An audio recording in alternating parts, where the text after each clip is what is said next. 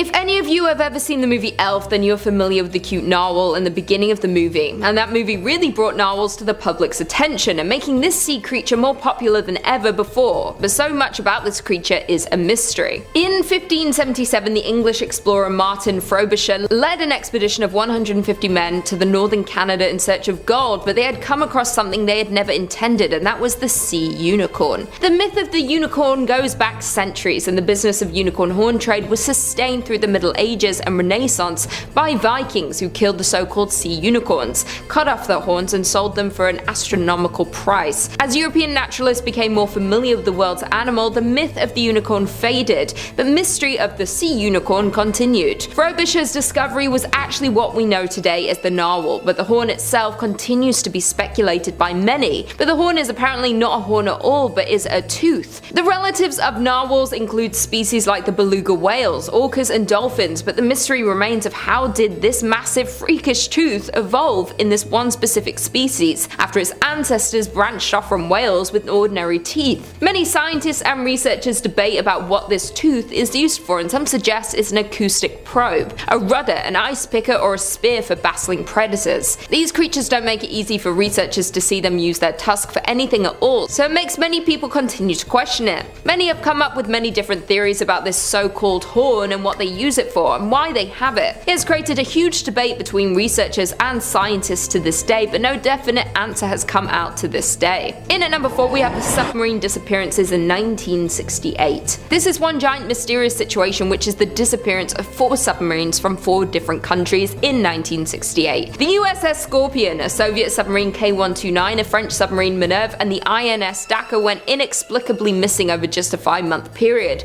and the last 2 disappearing only 4 days apart. The exact causes of these sinkings remain unknown and remain a mystery over 50 years later. The INS Dakar was scheduled to arrive in Israel on January 29, 1968. When it didn't return, searchers went out to find it, but after a while there was no sign of the missing submarine. So the search ended on February 4th, and the 69-man crew was officially declared dead in 1981. The cause of the sinking was never determined, and theories say that either a mechanical or human error caused a catastrophic accident, or that the submarine snorkel was damaged after hitting another ship, causing it to flood. The Minerve was on the training operation in the Mediterranean on January 27, 1968, and when they were on their way home, the men were caught in a bad storm. When it was 30 miles away from the port, the Minerve made contact with the men on land and said it would port in about an hour, but an hour came and went, and the submarine had never returned. A frantic search was conducted with 20 vessels and aircrafts trying to locate the Minerve, but it was eventually called off on February 2nd when they found nothing. The K-129 with a crew of 98 descended on March 8, 1968, and almost 2 weeks into patrol on the North Pacific, the K-129 failed to send a scheduled radio message. The Soviets soon began a frantic search, and after 2 months of no sign of the submarine, they gave up their search. The cause of the ship sinking remains unknown and will likely never be known. Almost 3 months after the K-129, the USS Scorpion, a nuclear-powered attack submarine with a crew of 99 men, went missing in the Atlantic while on its way back from a patrol in the Mediterranean. It was sent out on February 15, 1968, and toward the end of its patrol, it radioed that it was expected to return on May 27th. But as you can guess, the USS Scorpion would never return. Like the others, many searched for the lost ship, but on June 5th, the Scorpion and its crew were declared presumed lost. Over the years, there have been multiple searches for these submarines, but only parts have been recovered, and it's considered one of the biggest mysteries that happened in the sea. No one knows why so many went missing in such a short amount of time, how exactly they went missing for so long, and what exactly made these vessels disappear. And this is a mystery we may never get the answer to. Coming in at number 3, we have the Bermuda Triangle. Named for the triangular shape of around 500,000 square miles of ocean between Miami, Bermuda, and Puerto Rico, for centuries the Bermuda Triangle has been mystified as a harrowing patch of ocean where sailors and pilots are prone to lose contact with the natural world and disappear forever. Back when Christopher Columbus first sailed the area, he claimed to see a giant ball of light in the sky that crashed into the horizon and made it glow. Soon after, all sorts of strange events happened in the area, including several boats mysteriously disappearing, and in one incident in 1945, an entire squadron of US torpedo bombers vanished into thin air due to all these weird instances, giving this place the name the Devil's Triangle. The exact number of ships and airplanes that have disappeared is not known, but it's estimated that around 50 ships and and 20 planes have been victim to the Bermuda Triangle, and many of these mysterious disappearances of these ships and planes have never been recovered. Many see the Bermuda Triangle as a real phenomenon and have multiple theories to try and explain this mysterious place, and some of these theories are human error, paranormal explanations, violent weather like hurricanes, the Gulf Stream, which is a major surface current within the ocean, methane hydrates, which is a form of natural gas that causes bubbles to form around the ship and ultimately sink it without warning. All of these are only theories, and the Bermuda Triangle to this day is the most notorious sea legend of all time. In at number 2 we have the Gulf of Mexico's cursed shipwreck. An estimated 4,000 shipwrecks litter the seabed across the stretch of water, and the Gulf of Mexico is one of the wealthiest locations for maritime archaeology in the world. In February 2001,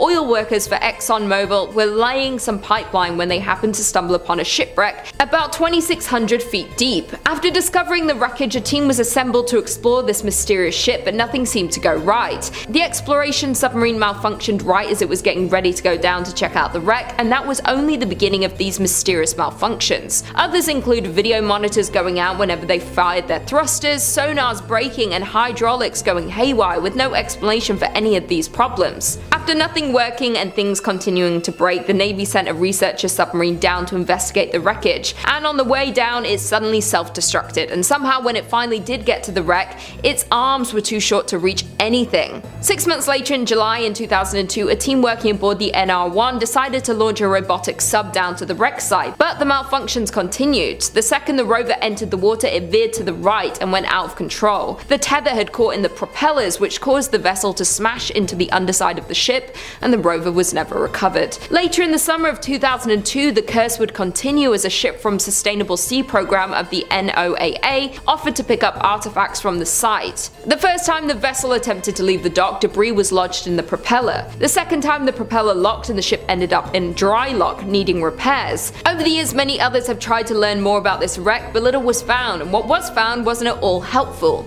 To this day, nothing has been able to get too close to the shipwreck to investigate and explore the phenomenon, and very little is known about this mysterious ship. Many believe the lives lost in the wreck continue to haunt the ship and will keep anyone and everything out of it at all costs. And finally, in at number 1 we have the unmapped ocean floor. This is truly one of the biggest mysteries, and humans' curiosity about the Earth's floor is centuries old. Much remains to be learned about the ocean, especially exploring the mystery of the deep sea. From mapping and describing the physical, biological, geological, chemical, and archaeological aspects of the ocean and understanding their dynamics. For centuries, scholars believed the deep sea to be a lifeless place. Until the late 19th century, we've discovered there is a diversity of life and creatures living down there. Many researchers and divers had tried to dive and take submarines down to explore more of this unknown place, but it's very hard due to the extremely cold temperatures, the darkness, and the literally bone-shattering pressure that's more than 1,000 times that at sea level. In 2019, a retired naval officer, Victor Vescovo, set a new record as one of the deepest dives to date, reaching almost 36,000 feet down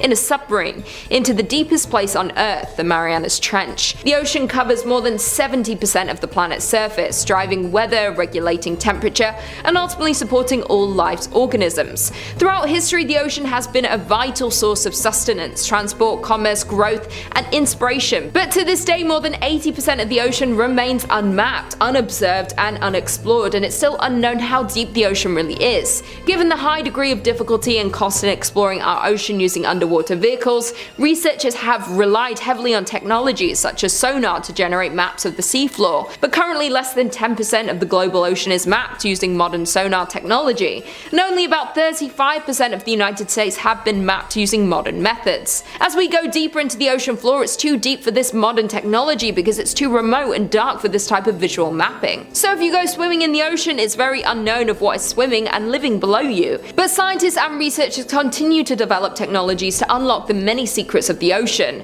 The NOAA is working to increase our understanding of the ocean realm. Kicking off at number 5, the SS Bechimo. Now, although many tales of ghost ships and their legend are mired in murky mystery and spotty historical records, this one is perhaps one of the most well-documented cases of a ghost ship in nautical history. Built in Sweden in the year 1914, the SS Bechimo was used as a trading vessel for routes between Hamburg and Sweden in and throughout the First World War. After the war, though, it was shipped over to Canada, where it was employed by the Hudson's Bay Company, carrying cargo throughout the Arctic region. There, on October 1st, 1931, 1921, during a routine voyage, a devastating storm blew in and the Bechimo was trapped in pack ice just off the coast of Alaska. The crew quickly abandoned ship, traveling over the ice to the nearest town of Barrow, Alaska, where they took shelter. Several days later, after the storm had subsided, the crew returned to retrieve their precious cargo, only to find that the SS Bechimo had disappeared. Her captain decided that she must have broken up during the storm and sunk, but a few days later, an Inuit seal hunter told the captain that he had spotted the Bechimo nearly 50 miles away from their initial position. As the story goes, the Bechimo didn't sink at all, and for several decades after her abandonment, she sailed the Arctic coast completely unmanned. In fact, the SS Bechimo was seen on numerous occasions throughout the following century, and several crews even managed to board her. In fact, the last recorded sighting was by a group of Inuit in 1969, a staggering 38 years after she was abandoned. Her ultimate fate? No one knows, but it's safe to say that somewhere out there in the frozen north, the SS Bechimo is still sailing. Next up at number 4, the Jenny. Now this one is a little bit murkier to say the least, and historical accounts have varied from person to person. One thing always remains the same though: if the accounts are true, then this nautical tale is perhaps one of the most bleakest and most despairing cases of a crew being lost at sea. As the story goes, the Jenny, an English schooner that set sail from its home port of the Isle of Wight in 1822, became frozen in an ice barrier just off the Drake Passage sometime in its voyage in 1823. Nearly a decade later, in 1840, the stark remains of the ship had been dislodged by the ice, only to be discovered by a nearby whaling ship. As some accounts tell, when the crew first saw the ship, they saw 7 figures standing to attention on the main deck, and so thought that the vessel was manned. As they got closer though, they discovered the grim truth. The 7 figures standing to attention were in fact frozen in place, turned to ice by the Arctic cold. Things only got worse from there though, and as the crew of the whaling ship explored the vessel, they found more and more bodies frozen in time deeper below the deck. As some reports go, as the crew came to the captain's cabin, they found him frozen in place with a pen in his hand. The final note written in his log read, May 4th, 1823. No food for 71 days. I am the only one left alive. Yeah, spooky stuff. Coming in at number 3, the SS Valencia. Now, this one's a little bit more interesting to say the least, because it's a verified fact that the wreckage of the SS Valencia can still be seen to this day, scattered along the beach and rocky shoreline of Vancouver Island's West Coast Trail. After the ship struck a reef during a storm in 1906, the wreckage of the SS Valencia was considered to be the worst maritime disaster along the western North American coast, otherwise known as the Graveyard of the Pacific. The Valencia was a small ship, a passenger steamer that had a long history of carrying both passengers, cargo and troops, but at the time of her ruin she was operating as a tour boat, often running routes from San Francisco and up to Seattle. During the wreckage, tragically 136 souls were lost, with rescue efforts unable to access the Valencia in the ravaging storm. But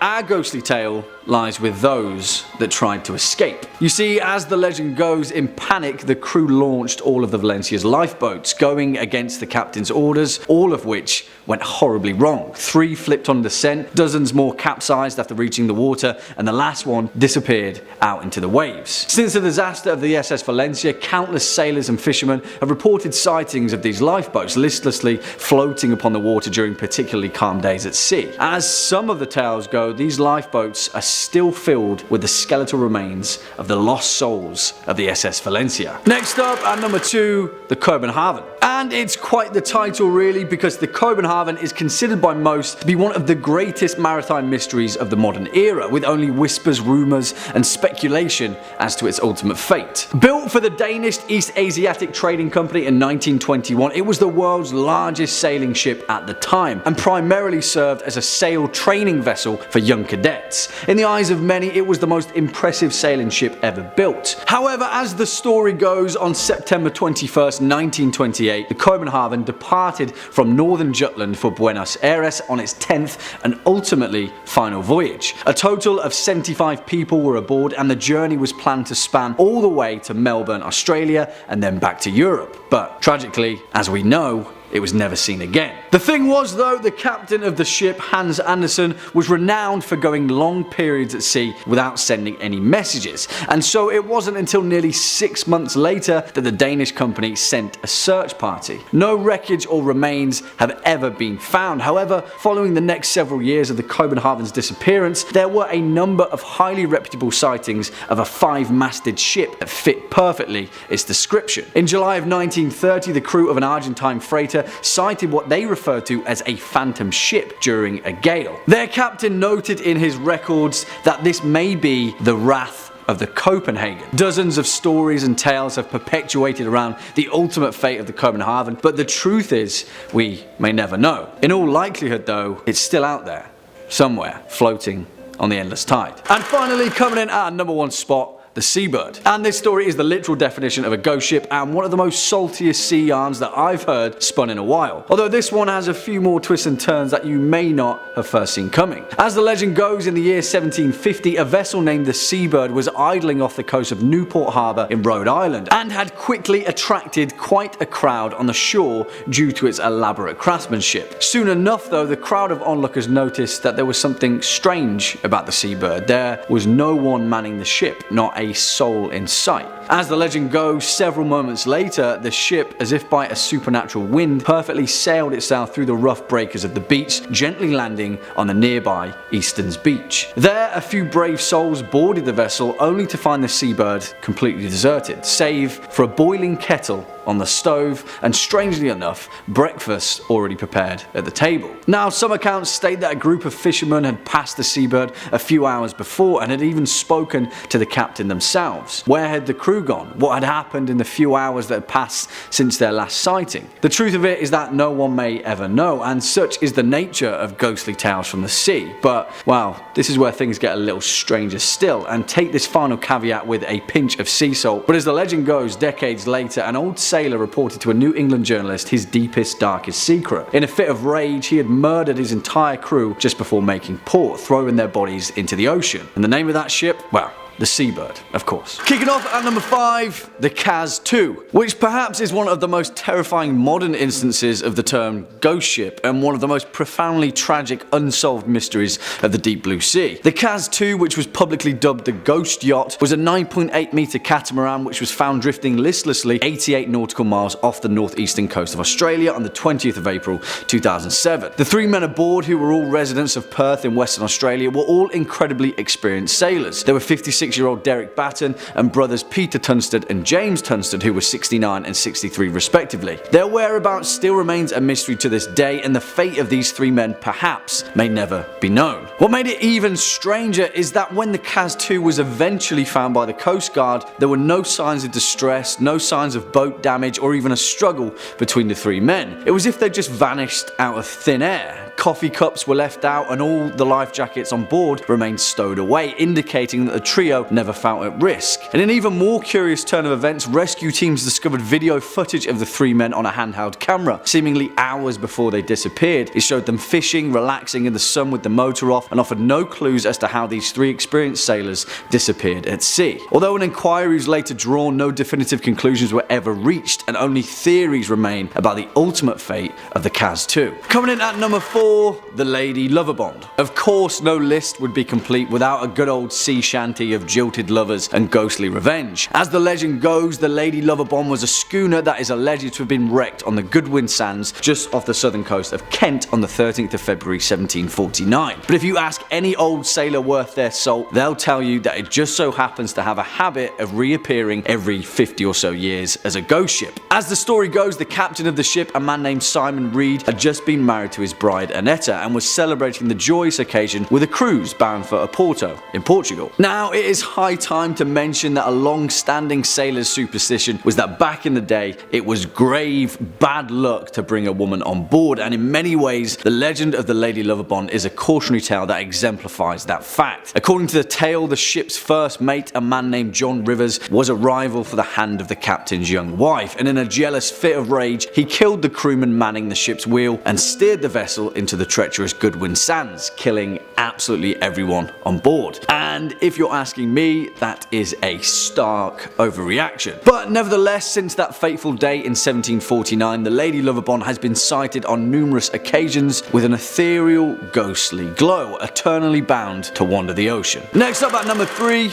the Mary Celeste, which in fact may very well be the world's most infamous ghost ship, as well as one of the longest enduring mysteries of the Seven Seas. Built in Spencer's Island, Nova Scotia in 1861 and launched under the new name of the Mary Celeste in 1868, this merchant brigantine sailed uneventfully across the Atlantic for years as a seaworthy, efficient vessel. It wasn't until her fateful voyage in 1872 where the true ghostly legend began, which has since gathered theories that vary from submarine earthquakes, water spouts, an attack by a giant squid, and even paranormal intervention. No one will truly know the ultimate fate of the Mary Celeste, with every single soul on board never being seen or heard from again, which is a terrifying thought in itself, isn't it? The Mary Celeste was discovered adrift and deserted just off the coast of the Azores Islands on December 5th, 1872. It was a Canadian vessel, the De Gratia, which found her in a disheveled but seaworthy condition under partial sail and with one lifeboat missing. The last entry in the ship's log was dated 10 days earlier, which detailed the vessel's last known location, before these mysterious, infamous events unfolded. On board was the ship's captain, Benjamin S. Briggs, his wife Sarah, and their 2-year-old daughter Sophia, and 8 seasoned crew members, all veterans of the sea. It poses the question, what dire threat did the Mary Celeste face that caused a highly experienced captain to abandon his ship? Nothing was stolen, all of the crew's possessions and cargo were exactly as they'd left them, but in all likelihood, we may never know. Swinging in at number 2, the Flying Dutchman. Of course, this legendary vessel couldn't not make this list. The ghost ship that can tragically never make port, doomed to navigate the perilous ocean for eternity. In actual fact though, the Flying Dutchman has had such an impact on nautical culture that it's easy to overlook the treacherous tale of its origin. It is thought that the legend of the Flying Dutchman first originated from the 17th century golden age of the Dutch East India Trade Company, a mega corporation that had a stranglehold monopoly on the Dutch spice trade that ran throughout the 16 and 1700s, where tale was told of a Dutch man of war that was lost just off the Cape of Good Hope. Purportedly, every soul on board perished after being ravaged by a violent tempest. The following few days, numerous other trading ships reported seeing a ghostly, ethereal vessel out in the foggy mist of the ocean, flying the exact same colours as the Dutch vessel. Since then, the Flying Dutchman has gathered notoriety as the worst omen you could ever hope for of a phantom ship that heralds the demise of an entire crew, with sightings continuing all the way into the 19th and 20th centuries. In fact, perhaps the most recognised sighting was by King George V himself during a 3-year voyage in 1881 just off the coast of Australia. He noted in his personal log that 13 people had seen the same glowing Flying Dutchman in the early hours of the morning, and later in the day, the ordinary crewman who had spotted the vessel fell from the foremast and, in his words, was smashed to atoms. It's a little bit worrying, that one, eh? And finally, our number 1 spot, the Orang Medan. And where do we even begin with the bizarre, perplexing legend of the Orang Medan, perhaps the most terrifyingly unexplainable instances of a ghostly shipwreck in history? But, well, the leading physical theory of the Orang Medan may be even more horrifying than it first appears. As the legend goes, at some time in June 1947, an American vessel by the name of the Silver Star picked up several distress calls from a nearby Dutch merchant ship, the Orang Medan. A radio operator aboard the troubled vessel sent a message in Morse code. In rushed, confused dots and dashes, it read, "We float. All officers, including the captain, dead in chart room and on the bridge. Probably whole of crew dead." And then a few moments later, after even more confused dots and frantic dashes, 2 words came through very clearly. "I die." Then silence. Nothing more was heard of them. But well, when the Silver Star eventually located and boarded the apparently undamaged and otherwise seaworthy Orang Medan, what they found absolutely horrified them. Every single person aboard was found dead, sprawled on their backs, frozen in fear, with their mouths gaping open and their eyes staring straight ahead. There were no survivors, but even more terrifying, apparently no signs of injury or foul play. Just as the Silver Star crew was preparing to tow the ship to a nearby port, a fire broke out in the Orang Medan, which shortly exploded before finally sinking into the depths. Since this horrifying incident, theories have ranged from the vessel carrying a highly dangerous chemical nerve agent to an entanglement with the CIA after the result of a secret experiment to an unprovoked alien assault. But if you haven't already sensed a theme with this particular list, it seems that we may never know. Kicking off at number 5, the Caliuche. And for this first foray into these particular ghost ships that haunt the sea, we're going to be heading over to the mythologies of Chile and the many legends that have been built around its coastal landscape. One of those, according to Chilean legend, is that of the Caliuche, a large ghost ship that sails the seas of Chiloé, a small island just off the coast, where it only ever appears at night. The ship itself is said to appear as beautiful, cast in a bright white light, an enormous vessel with 3 masts and 5 sails each. It is said that when the Caliuche appears, it is always at night and always full of lights, with the sounds of a great party and a feast on board. Quickly though, it disappears, plunging back beneath the murky depths. Interestingly enough though, although this vessel is said to be similar to the Flying Dutchman, there is a boatload of mythology relating to this particular legend. One of these versions claims that the vessel is crewed by the drowned, souls lost at sea, who are brought to the ship by 3 mythological figures in Chilean legend. 2 sisters, one of them the Sirena Charlotta, a type of mermaid, and the other the Pincoya, a type of water spirit said to protect the Chilean coast. And then their brother, the Pincoy, their male counterpart, who has the body of a sea lion. It's pretty cool. Once aboard, the perished souls can resume their existence in an eternal reverie of adventure on the high seas. However, there is a much more sinister version of this legend, which states that the crew of the Caliuche instead sailed the Chiloé archipelago, luring fishermen and sailors toward it with an enchanting music to enslave them as part of their crew for eternity, where they are twisted and then contorted and put to work in their afterlife. Yeah, I'm pretty sure I prefer the first one, actually. Swinging in at number 4, the Eliza Battle.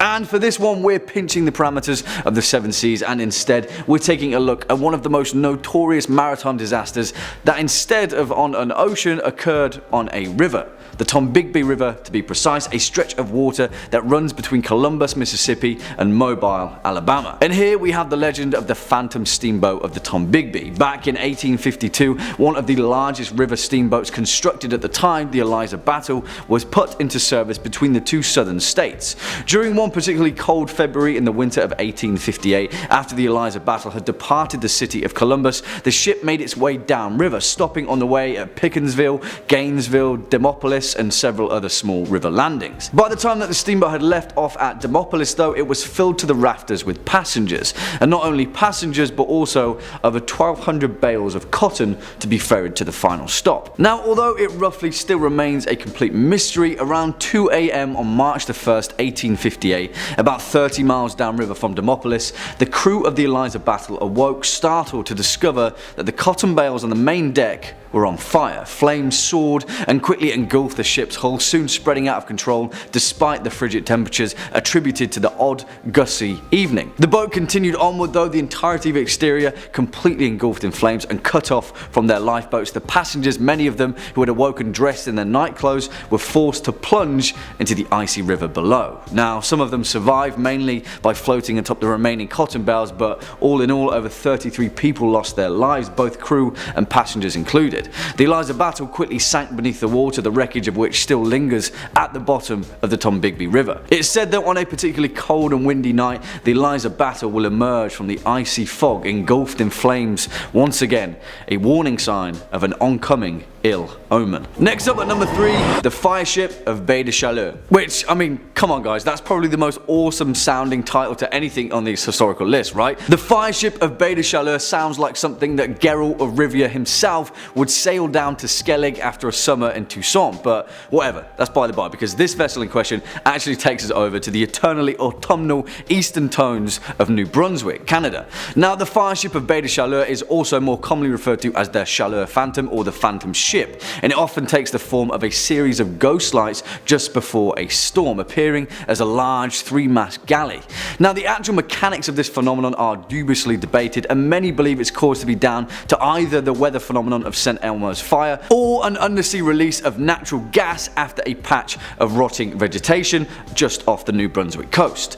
I mean, that's a completely different story entirely, but what we're concerned with is the actual origin of the fire ship, the history of which is equal parts tragic and gruesome. As the legend goes, back in 1501, a Portuguese captain had spent a year pillaging the coast of Baie de Chaleur, capturing Mi'kmaq natives for the slave trade. However, his cutthroat agenda was miscalculated, as a year later, when he returned to the region on his second voyage, he was captured, tortured, and killed by the Mi'kmaq people in revenge for their kidnapped tribesmen. The legend didn't end there though, because a year later, the brother of the Portuguese captain sailed to the bay in search of his missing sibling, and upon seeing the same flags, the Mi'kmaq people attacked the ship, setting it ablaze whilst it was moored in the bay. Cut off, burning, and with certain death facing them, the sailors swore to haunt the bay for 1,000 years as their blazing fire ship sank into the Bay of Chaleur. Now, whilst later both Mi'kmaq and Portuguese casualties washed up on the shores of the island, the bay itself is said to be haunted by those that perished, often appearing as distraught sailors and warriors, their flesh burnt by the fire ship. Swinging in at number 2, the Princess Augusta. And on the topic of ghostly phenomenon, this particular apparition is perhaps one of the most well-documented ghost ships of the 18th century, although the actual history behind it is shrouded in intrigue. Although the folklore account of this particular vessel is based upon the historical wreck of the Princess Augusta, a ship that sailed out of Rotterdam in August 1738 under the command of Captain George Long, in more modern records it is commonly referred to as the Palatine, where the Palatine Light, the apparition in question, famously gets its name. And the reason for that is down to the nature of the ship. Alongside 14 of his crew, Captain Long's directive was to transport 240 German immigrants from the Palatinate region of the Rhineland to build a new life for themselves in Philadelphia. However, we know that this is the tale of a ghost ship, and from the offset, their vessel was afflicted with some terribly tragic luck. Not long after passing through the Atlantic, the Princess Augusta's water supply was contaminated, causing a fever and flux to spread through the ship, killing 200 of its passengers, half the crew, and the captain himself. The ship's first mate, Andrew Brooke, quickly took command as the survivors leapt out of the frying pan and into the fire, getting hit by severe storms that pushed the ship far off course to the north. They then endured 3 months of extreme weather and dwindling supplies, when eventually they emerged shipwrecked in Block Island, not far from Rhode Island. Here the tale splits, but one thing is certain: Andrew Brooke, the first mate and commanding captain, took what remained of his crew and rowed ashore without once looking back at the cursed ship. It is said that some of the passengers survived, aided by the Block Islanders, but little to nothing is known about those that survived the entire voyage. As the legend goes, the Princess Augusta was set alight from the coast in the dead of night, pushed out to sea to burn and then disappear. At night, they say that if you listen closely, you can hear the screams of those that didn't make it back to shore. And finally, coming in at number 1 spot, the Duke of Danzig. And for our most terrifying ghost ship on this list, of course it has to be a brutal and bloodthirsty pirate ship, a privateer that plundered her way across the Caribbean, notoriously in the name of her royal namesake, the Duke of Danzig. This ship's seafaring career was relatively quiet for the first few years of service, mainly acting as more of a letter of marque, a deterrent more so than a private man of war. However, her fate quickly changed after changing command and sailing under the French captain Francois Aregnadoux. Now, his intentions were to sail and plunder his way across the 7 seas, and plunder he did from Liverpool to Barbados, capturing and scuttling more ships than he could count on his way. However, despite being a vessel of the French Empire, strangely enough, sometime after late June 1812, the Duke of Danzig just disappeared, although there are several records catching a glimpse of her around Canada, but she was never seen again. After the last mention of her, it was thought that she'd been destroyed by a tropical cyclone or sunk in the night after an encounter with a British frigate. However, as the legend goes, that was not the last of the Duke of Danzig. After the golden age of piracy had been sated, a captain by the name of Napoleon Gallois relayed his records of a French frigate encountering the wreck of the Duke of Danzig drifting listlessly at sea. As his crew witnessed, the ship itself was covered from helm to hull in dried blood, and in staggered rows were the putrefying corpses of her crew, many of which were brutally crucified to the masts or the deck. Strangely enough, there were no signs that she had been in recent battle. In fact, despite the blood, she was pristine, no shot holes, and her sails and rigging intact. After searching the ship, Galois' crew found a stack of blood-stained papers identifying the captain as the same Francois Aregnadoux. And then, as they left, the crew of the frigate set the brig ablaze, forever to be buried at sea, along with her mystery. Starting us off at number 5, we have Yellow Jack. We're gonna set sail on a weird one to start us off. If you're a flag enthusiast, you might see the ending of this one coming from a mile away, but we'll get there in a minute. So the legend of Yellow Jack starts upon a spice and gold-filled ship preparing to leave the Indies and head back home. The crew was accounted for, the cargo was secure, the captain was feeling nice. Then, at the last second, a mysterious figure asked if they had room for one more. Feeling pretty good about their haul, they welcomed this extra pair of helping hands on board.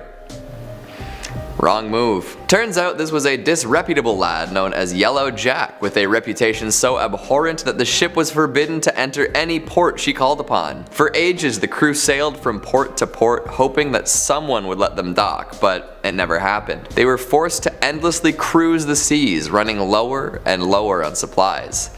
Patience too. Eventually the crew went mad and committed mutiny before they all murdered each other. Some say the ship is still sailing, the ghosts of these sea-locked sailors manning the helm. Someday they may find a port that will take them and they will finally be able to rest.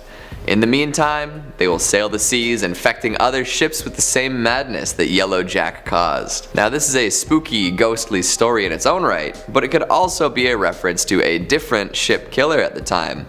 Disease. The Yellow Jack is a flag flown by ships infected with plague, cholera, and other nasty, fast-spreading diseases. So Yellow Jack itself could be a metaphor for disease, and ports weren't letting them in because of quarantine procedures. Absolutely fascinating, and it would also make a killer movie. A pirate quarantine body horror. Think The Thing meets Wreck meets Pirates of the Caribbean. Oh damn. Coming in at number 3, we've got the ghost ship of the Northumberland Strait.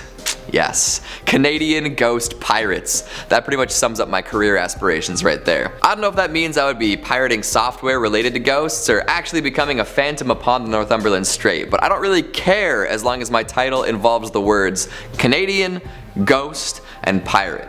But back to the actual tale at hand. This ghost ship is said to sail when it's on fire within the Northumberland Strait. What is the Northumberland Strait? It is a body of water that separates Prince Edward Island from Nova Scotia and New Brunswick in eastern Canada. Now you all know some Canadian geography. I'm so proud of you. The story dates back over 200 years when people started reporting a beautiful schooner catching fire and being engulfed in flames as people watched from shore. Anyone who has ever attempted a rescue mission finds that the ship completely disappears before they can reach it. Apparently the ship shows up before a northeast wind, forewarning terrible storms. Some say it's just an example of St. Elmo's fire, a rare weather condition involving the ionization of air molecules in order to produce a faint glow, but those who have seen the ship ablaze say that it was much too bright to be explained away like that. The prevailing story is that a pirate made a pact with the devil to protect and hide his treasure, and in return, he and his crew would sail forever on the burning ship. A pact was made as the ship was burning down and would soon sink along with the treasure. In the end, folks claim that their fate was revenge for the terrible deeds they had done in their days of piracy, like their own personal floating hell. Coming in at number 2, we have Baron Falkenberg, a tale of lovers scorned, brothers bashed, and dice rolled. This pirate haunts Germany's North Sea and has been for over 600 years. Baron Falkenberg was a relatively wealthy member of high society, planning to propose to the village's most beautiful maiden. Then his long-lost brother returned with newly found riches and proposed to her first. At the wedding, the Baron became so upset with his brother that he clubbed him over the head with a bottle of champagne. Classy. Naturally, the brother dropped dead. Seeing this, his bride ran away, claiming that she'd rather die than be with the Baron. Ouch. So the Baron did what any rational fratricidal maniac would do, and stabbed her in the heart. How romantic. Then he ran away to the beach, where he was accosted by a shady man on a boat. This mysterious figure invited him to the ship where he came from, which was anchored offshore a little ways out. The Baron accepted and rowed his way to the Great Grey Behemoth. Since entering, nobody has seen him disembark, and he's been at sea for centuries. The ship he boarded always seems to be heading due north, and flickers of blue flame. Some passersby claim to have seen the Baron himself playing dice with the devil in order to take back control of his soul. Unfortunately, it appears to be very difficult to win a game of chance against the devil. An additional caveat that can be added is that there are those who will claim that the story of the Baron is also connected to a Norse ghost story. The story tells the tale of a Viking sea captain who stole a magic ring from the gods. As punishment for his crimes, he was turned into a living skeleton covered in fire, condemned to spend the rest of eternity affixed to the mast of a ghostly longship. Whether the two stories are about the same ship, it's hard to say.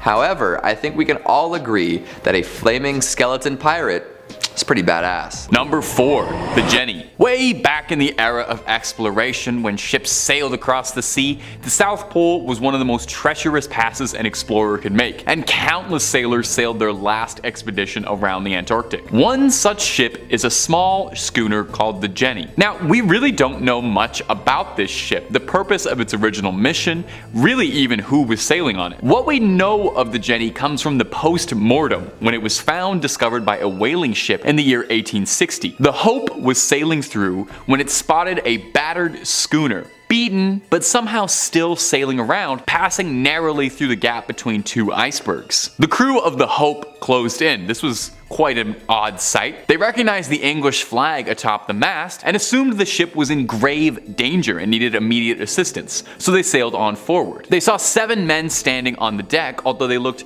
gravely underdressed for the weather conditions and not particularly active at all. These guys were sort of just chilling out up there. It wasn't until the Hope sailed close enough that they realized the men they were looking at on the Jenny weren't just sluggish, but they were frozen remains. Frozen in place, as if they'd been frozen flash solid, as if it happened in an instant. They appeared to be in mostly good condition. I know that sounds incredibly bizarre to say that about a corpse, but they weren't showing signs of decomposition or any physical injuries. The Hope's captain, Captain Brighton, boarded the Jenny to try and understand what was going on here. He went underneath the decks and found a man slumped over a barrel with a journal in his hands. Brighton went up to touch him, but realized immediately, like everyone else, he had been frozen in place. So he pried the journal from his cold, dead hands and read the last chilling entry. Chilling. I didn't even mean to say that. That was a little pun. That's what my comedy degree paid for. May 4th, 1823. No food for 71 days. I am the last one alive. If the log was to be believed, then that would mean the crew had been sailing as corpses aimlessly for decades, as if not a day had passed. Captain Brighton took the journal home with him to return one day. And tragically, the wife of the Jenny's captain was found dead in the bedroom cabin alongside the ship's dog. The Hope sailed off with nothing more than the journal and left the Jenny floating across the frozen water, where she may still be to this day, or perhaps she's plunged deep beneath the water. Wherever she is, I hope those men found some peace and hopefully some food. Number 2, the Young Teaser. So they called me in high school. Unlike a lot of other ships on this list that had served as merchant vessels, the Young Teaser, true to its name, was a bit of a wild card rebel as far as ships go, and was a notorious pirate schooner flying the black flag and was famous for its speeds. The Young Teaser had made a name for itself as a dangerous ship around Mahone Bay, notable for several successful raids, which is a lot easier said than done. I don't know if you've ever tried to board an enemy ship, it's very complicated. A whole lot wrong can happen on the ocean, and in the year of 1813, the Teaser had met a match it couldn't outplay, when it was cornered by a Nova Scotian officer by the name of Sir John Sherbrooke. Sherbrooke was a decorated military officer. He was a veteran of the War of 1812 and was looking to continue his path of glory, get another medal on the chest, by capturing the Teaser and its crew and bringing them back to the crown to face justice for years of plundering. Sherbrooke was ready to board the Teaser, but he noticed that a privateer aboard it had already begun lighting their own ship on fire. Instead, the pirates had chosen to go up in flames rather than face the noose back in England. Now, a pirate choosing death before capture isn't the most wild story. I'd wager a lot more pirates did that than Jack Sparrow would have you believe, but it's how the Teaser's legacy carries on that gives it a spot on this list. Ask a Nova Scotian around the bay and they might tell you one of their more famous ghost stories. That on June 27th of every year, the otherwise peaceful Mahone Bay is overcome by fog, smoke, and the curdling screams of the damned crew whose souls are still trapped in the bay. They say on a real foggy night you can see the burning ship still sailing through. Some people even saying they see spectral sailors hanging off the riggings. Some boaters say that they see the ship charging towards them as if it was still marauding out and about, only when it's about to crash into another ship, it vanishes into thin air, leaving behind a cloud of smoke and fog in its place as if it was never there. And number 1, the Carol Deering. Now we've been talking about ghost ships this whole video, and weird things that have happened to ships going missing, but we've yet to bring up my favorite anomalous triangle outside of Bermuda. So let's fix that, eh? Let's talk about the ghost ship, the Carol A. Deering. It was 1929, and the Deering was returning home from the Hamptons to Barbados, passing a Cape Lookout lightship. A man on the lightship called out to the Deering because he thought the crew looked aimless. They told him that the Carol Deering had lost its anchors, which, I don't know if you know a lot about ships, that's a bad thing for a ship to lose. The Carol Deering kept making its way forward. I guess the lightship didn't have any anchors to lend out or anything, where it was spotted again a few days later by a ship called the SS Lake Elon, with its captain reporting that the behavior of the Carol Deering was very odd. He described it as steering a peculiar course. And that would be the last time anyone saw the crew of the Carol Deering alive. 2 days later, the Carol Deering was discovered by the Coast Guard washed up on a nearby shore. The ship was missing its lifeboats and the decks were flooded. A rescue crew went in to investigate and were baffled by what they found. The ship had been picked clean. It was missing all its documents, all important equipment, belongings. It was stripped to the walls. The lifeboats and anchors were all gone, and there wasn't a single sign of life in the ship, with the exception of one oddity. A beautiful feast laid out for the entire crew that had been untouched.